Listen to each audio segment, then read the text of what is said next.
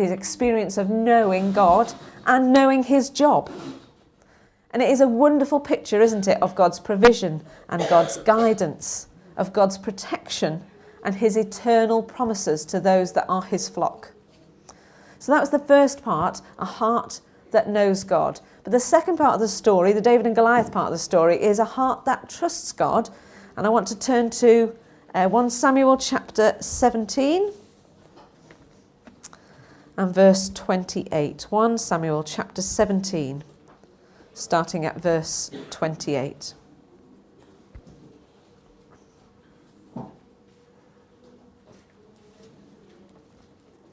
Having a nice sing up there, that's good.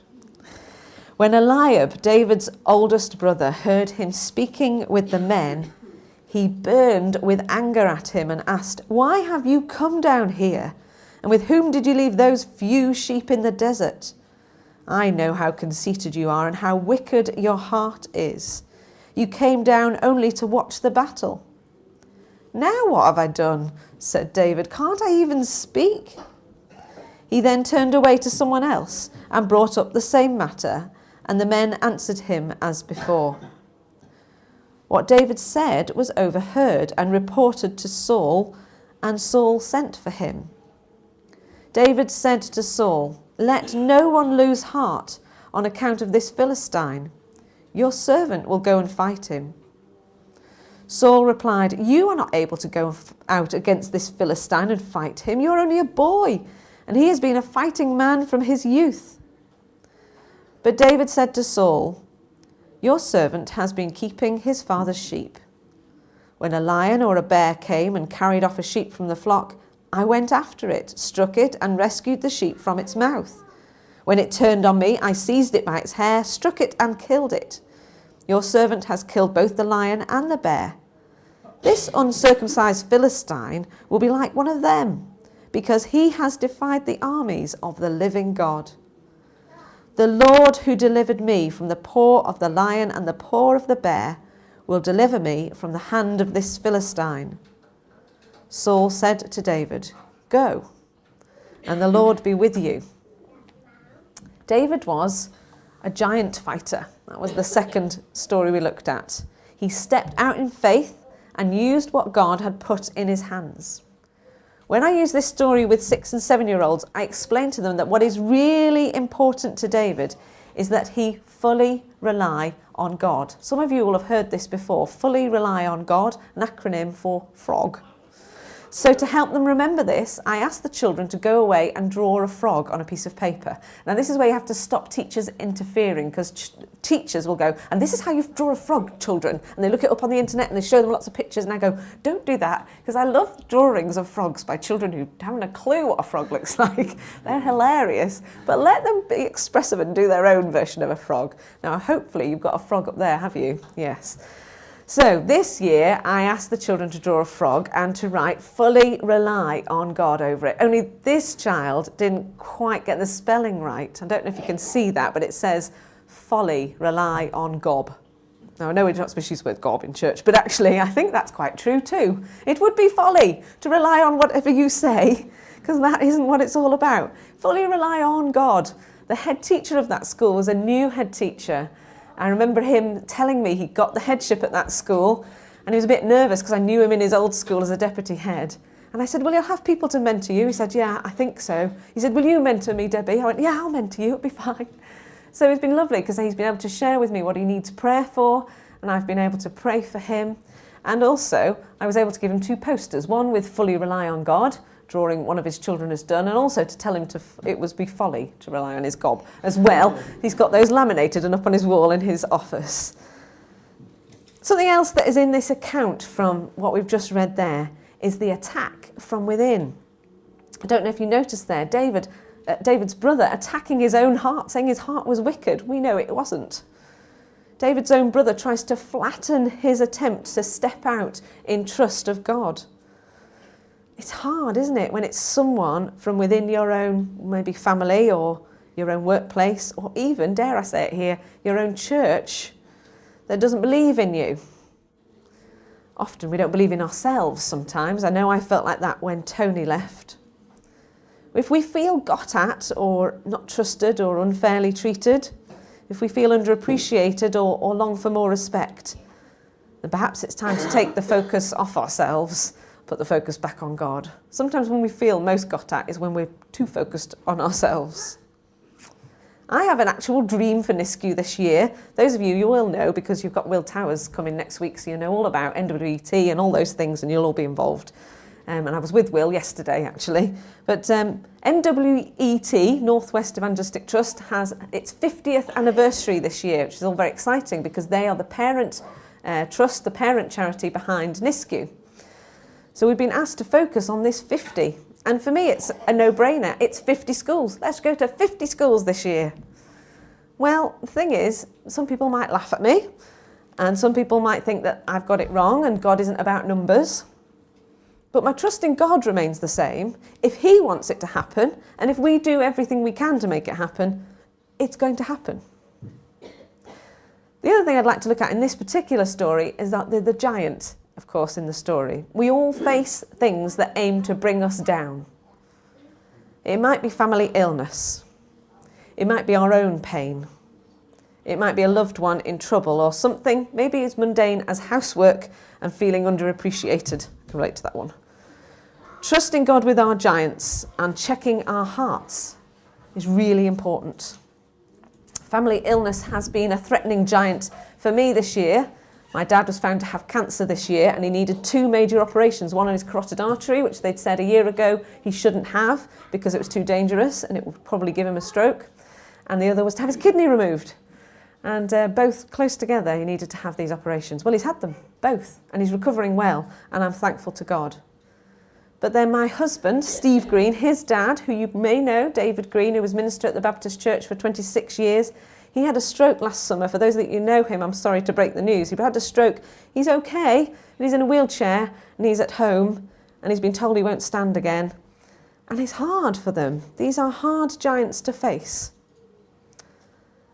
I also work with Diana Stopczynski, and she's a wonderful lady working in the primary schools with me.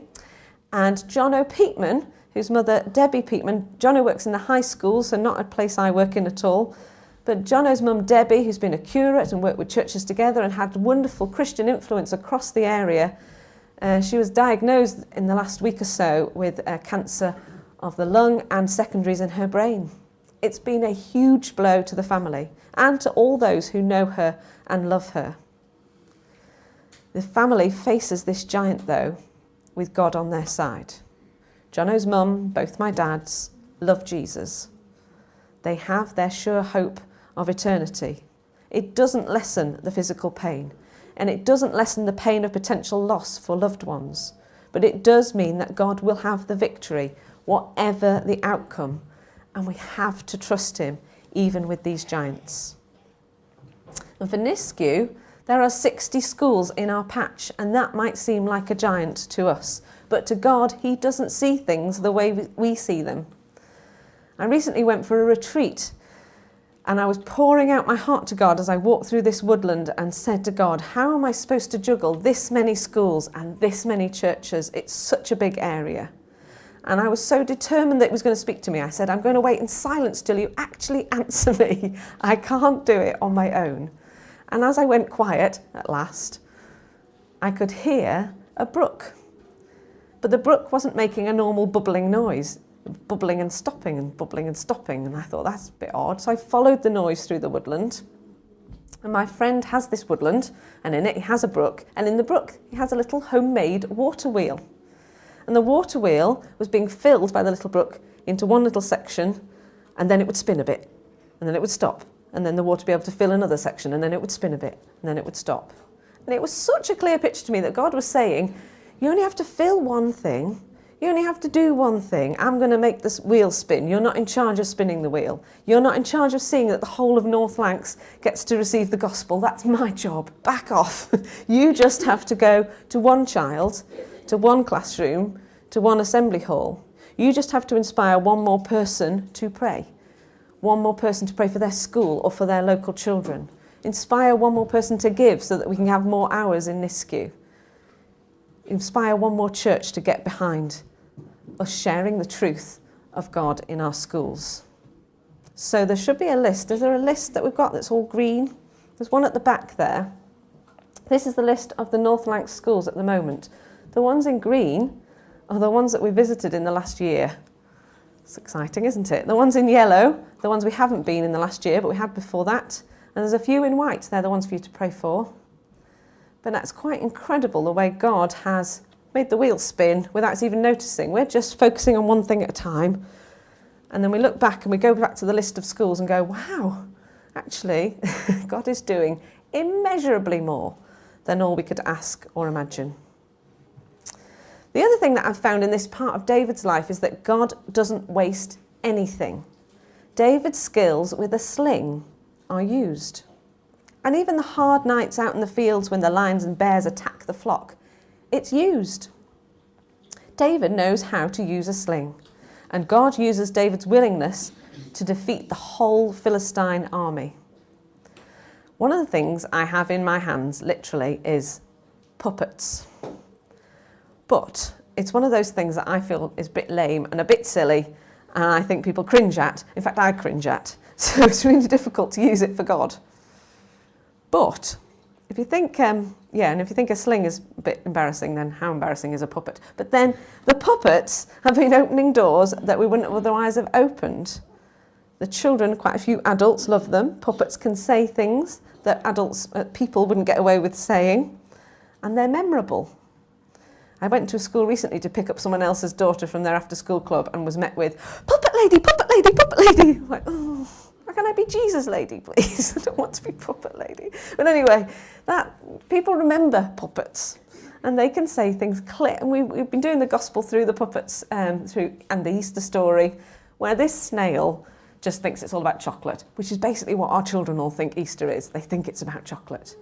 And my friend Diana very clearly tells the snail it's not about chocolate. And as she explains it, she's explaining it to all those children in front of us. And it's quite a really clear, down the line, this is what Palm Sunday is, this is what Good Friday is, this is what Easter Sunday is. And there's songs in it, lovely parodies of pop songs, silly parodies of pop songs. But actually, the gospel's loud and clear. Puppets is something that God is choosing to use to open doors in schools. God's also used my 5 years teaching just down the road at Overkellet, my tiny bit of skill on the guitar. That's about the peak of my guitar ability. The fact that I love to make things. So now I've got a big Bible and a big candle and a big Easter banner and a big camel puppet because I like to make props, and God uses those things. It's amazing what God can use. Things that you never thought could be useful can be used. I'm just wondering, I'm sure you're all using things already, but just think about those things that you think are less obvious. Crocheting or whatever it is. Maybe that you like to bake, or maybe that you like to make people laugh. Whatever it is, God can use everything for his purposes. In my experience, God doesn't waste any skill, any gift, any training, or any life experience. Let's move on to the third story in David's life, a heart that serves God. David was a psalm writer. He wrote songs. Psalm 9, verse 1 says, I will give thanks to you, Lord, with all my heart. I will tell of all your wonderful deeds. Psalm 19, verse 14 says, may the words of my mouth and the meditation of my heart be pleasing in your sight, Lord, my rock and my redeemer. David wrote these songs, and he wrote them from his heart. He didn't just have a sling at his disposal, but a passion. And the passion wasn't just music. His passion was to praise God publicly. So what's your passion? For me, it's a bit strange because although I work with children, I am constantly prayerfully watching the adults in the room, the teachers and the TAs in the room. I like connecting with them. The Capernwray evening here at the Capernwray Bible School that we run once a term is a 3-course meal for Christian teachers and those volunteering in schools, and we follow it with sung worship. Jono leads on guitar, much better guitarist than I am, and then we have a devotional thought by somebody. A speaker will come in and do a 5-minute devotional thought, and then we literally just go into small groups around the room And they pray for each other and share a little bit about what God's doing in their schools and in their own lives, what their struggles are and what their joys are in the schools. I absolutely love that evening, probably more than anything we do, because if we rely on Nisku, on 3 of us, then the gospel's really limited. But if we are equipping, encouraging and supporting Christians who are in schools every single day, then this can spread, and the ripples will spread in amazing ways. I remember the first time when we had 30 people there, and I thought, oh, well, how am I going to keep control of all this? How am I going to know what they're praying about over there and what they're praying about over there? And God said, how dare you? Why do you need to know what they're all praying about? This is nothing to do with you. You give them the opportunity and let me work in their lives and back off. He keeps telling me to back off. That was another one. It is a wonderful evening. And if there is anybody here who works in a school, please talk to me afterwards, because you are very, very welcome. The other thing I've always wanted to do is be an author. I've never written anything. I don't know why I think I should be an author. It's an ambition I'm praying over and asking God about. But actually, now God's put in my path a real life author, a real one. I've got an incredible honour of working with Sarah Dodd, who's written the Bible. Did you know that? She wrote the Bible. She's written the new Lions picture Bible. It's for 5 to 7-year-olds, and it is very, very beautiful. I meant to bring you one to show you, but it's been taken out of the boot of my car, unfortunately, so I don't have it today. But she is offering her time, free of charge, all of this term, to come into schools with Nisku so that we can share about God's word in the schools. And actually, this will open doors into more places that we've not been able to go before. It's very exciting. It's a very beautiful book. And it's free.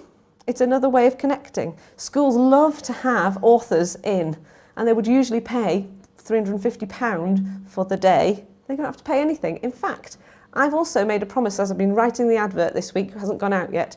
I've written on the bottom of the poster that I'm sending into schools a free Bible for every school that books Sarah to come in and do lessons. My friend Diana said, "Where are we getting the free Bibles from, Debbie?" And I said, "From the churches." Because you would like to, wouldn't you? You'd love to put a Bible in a school and say that it was from you, and I'd be happy to say it was from you. So I'm pretty sure there are enough churches that we're in contact with that would love to have that connection with the school, to know they've put a Bible in there. We also talked about how we didn't want to just put a Bible in there, we want to make sure that somebody's there to read that Bible to those children. So not only will we do lessons around it, but we would really like to link churches up with schools so that there's someone there to read those stories to the children. We have something called ambassadors, which is a representative in every church. Now, we know we have people like Brian in here that make sure the newsletters go out, and it probably will be him. We'll talk to him later.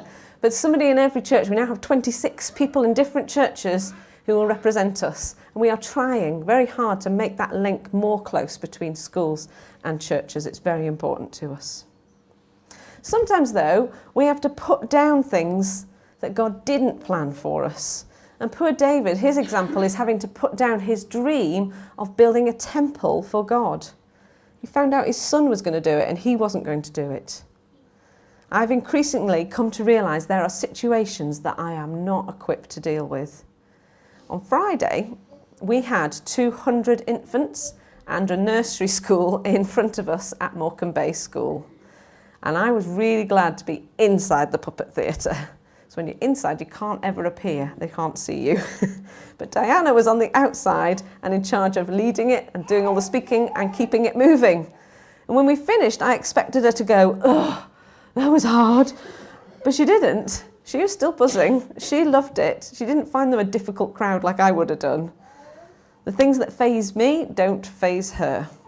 Debbie and Diana make a good primary schools team. She loves clubs. And she loves serving particular kinds of children that are neglected, that are on the fringe. I love doing assemblies and up front, and I love communicating Nisku's vision with adults. Diana doesn't have a passion to share in front of adults. She has to do St Thomas's in a couple of months. She's already getting an angst about it. But I do. I don't have a passion to do clubs because I find it really hard as a teacher to do all those fun games and not get disciplinarian. God knew that when he put us together, and that's good. Sometimes admitting what you don't have to offer is a very important part of our journey. But, saying that, there is a passion within every one of us. There is something burning within us that won't go away. And perhaps God has put that passion there and is using it to work out his purposes. Just as David wrote songs from his heart, songs that served his generation and all the generations in between, songs that we've used today in this service, maybe God has put a song in your heart. It won't literally be a piece of music, but a desire to see vulnerable people helped, or a group of teenagers discipled, or a school prayed for, or a nursing home blessed, or a family de-stressed. Do your prayers default to a certain group of people all the time? What if that isn't an accident? What if God has put that desire in your heart to serve him? Right, the last point, the last one of the 4 parts of David's life is the fact that David was leader. A heart that is like God's. It says in Acts, he was a man. It says, Acts chapter 13, verse 22, after removing Saul, he made David their king. God testified concerning him, I have found David, son of Jesse, a man after my own heart. He will do everything I want him to do. Wow, what a recommendation. And I use David's life when I talk to year sixers and we talk about what a leader is, and I talk about being a leader for David meant being under authority to God, being obedient to God. But I don't focus so much on his sin. But I will here, because we know what kind of sin he was into. We know that he sinned badly. He sinned because of lust. He told lies. It led to murder. It went really, really wrong. But how wonderful that God is a God of forgiveness and second chances. God knew that deep down David loved him and would obey him. He just needed to be woken up from the selfish and sinful and destructive path that he'd strayed onto. I am so glad, I'm sure you are, of God's forgiveness in my life. And whilst I look at leadership with 10 and 11-year-olds and use David as an example, I also look at forgiveness with these same 10 and 11-year-olds on a different day. We look at Peter's story. It's a much more important concept to understand. Leadership's great, and some of them will go on to be leaders. Everybody needs forgiveness. The whole reason for the cross, the whole reason for Easter is about forgiveness. It's wonderful to be able to share that with the children. Last week in a lesson with Dallas Road with the year sixers, we looked at the life of Peter and the need to be forgiven. And before he could be wholehearted and preach, and that first sermon where 3,000 people became followers, he needed sorting out. He needed that denial to be sorted out. I love what the children wrote, and I've chosen a few to read out to you. This lad, I'm going to tell you his name because it's awesome. He's called Odysseus. This is an actual name. I did go, ooh, what's that at the top of your sheet? And he said, that's my name. Oh, you get some really interesting names. But anyway, I shouldn't tell you that because now you know who he is. Anyway, this one says, thank you for forgiving me. How can I repay you? Your forgiveness is beyond price. It's like soothing milk after a spicy pepper. I asked them to think of metaphors. So these are, and they do metaphors in year 6. So here's a few more metaphors for you. Dear Jesus, thank you so much for forgiving me. My stomach does not churn. Being forgiven is like being set free. Thank you again, your faithful disciple, Peter. Jesus, you do not know how much it means to me to be forgiven. It's like a heavy weight has been lifted off my chest. I don't know how you could have forgiven me after what I have done. It feels like I'm taking my first bite out of the most delicious cake in the world. From Peter. And here's probably my favourite one. To Jesus, thank you so much for forgiving me. After what I did, I'm surprised that you decided I deserve forgiveness. It's like cool drops of rain on a hot summer day. I promise I will never even think of betraying you again or anyone else. The guilt was unbearable. I do know you, and it is an honour to know you. I am eternally sorry for letting you down. Lots of love, Peter. How exciting. This is a non-church school, very multi-faith school, where the concept of forgiveness and Jesus offering that forgiveness at a price is hopefully gone in there loud and clear, and of the release that forgiveness brings. We are not here as Christians to burden people with guilt, but we are there to offer them the cross to show them there's forgiveness. We are not here to judge people, and we are not here to heap rules on people and traditions on people. We are just here to point them to the cross and to tell them that there is forgiveness. We can't have a heart like God's if we allow sin to rule. God wants us to come to him with David's prayer. David's prayer, I think it's Psalm 40. Create in me a clean heart, O God, and renew a steadfast spirit within me. David was a king, but he was a king under authority. He recognised God's rule, and when sin ruled, he was miserable. David is a wonderful example of God's forgiveness, and the cross is an even better example, just how far God will go to bring us to a place of repentance. Can we sing together number 560, which is Praise My Soul, the King of Heaven, as we think about God being King. And Word of God to St. Luke's Gospel, to chapter 23, and we read from verse 1.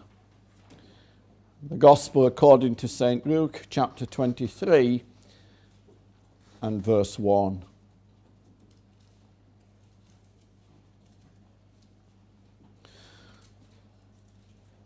Then the whole multitude of them arose and led him to Pilate. And they began to accuse him, saying, We found this fellow perverting the nation and forbidding to pay taxes to Caesar, saying that he himself is Christ, a king. Then Pilate asked him, saying, Are you the king of the Jews? He answered him and said, It is as you say. So Pilate said to the chief priests and the crowd, I find no fault in this man. But they were the more fierce, saying, He stirs up the people, teaching throughout all Judea, beginning from Galilee to this place. When Pilate heard of Galilee, he asked if the man were a Galilean. And as soon as he knew that he belonged to Herod's jurisdiction, he sent him to Herod, who was also in Jerusalem at that time. Now when Herod saw Jesus, he was exceedingly glad, for he had desired for a long time to see him, because he had heard many things about him, and he hoped to see some miracle done by him. Then he questioned him with many words, but he answered him nothing. And the chief priests and scribes stood and vehemently accused him. Then Herod, with his men of war, treated him with contempt and mocked him, arrayed him in a gorgeous robe, and sent him back to Pilate. That very day, Pilate and Herod became friends with each other, for previously they had been at enmity with each other. We thank God for that portion of his word.